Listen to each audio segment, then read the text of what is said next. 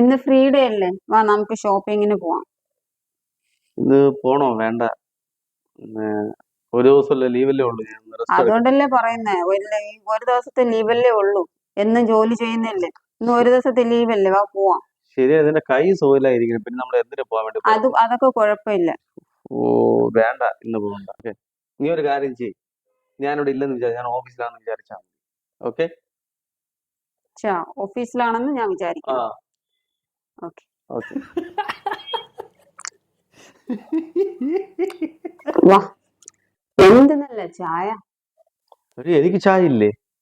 ഇത് എവിടെ നിന്നാണ് ഈ സൗണ്ട്? നല്ല സ്വപ്നം കാണുന്നു.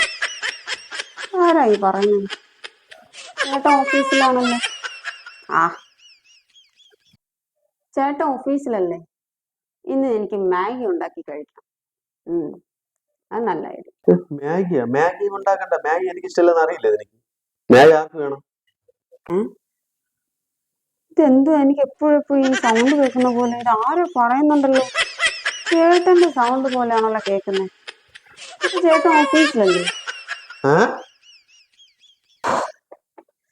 ഇത്തിരി നേരം കിടക്കാം, ടയർഡായി.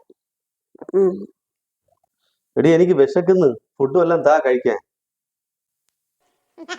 പിന്നീട് സൗണ്ട് കേൾക്കുന്നുണ്ടല്ലോ. ഈ വീട്ടില് പ്രേതമുണ്ടോ? എടി, അയ്യോ, ചേട്ടൻ ഇവിടെ ഉണ്ടായിരുന്നോ? നിനക്ക് ഷോപ്പിങ്ങിലെ പോകേണ്ടത്. വാ, ഷോപ്പിങ്ങിന് പോ.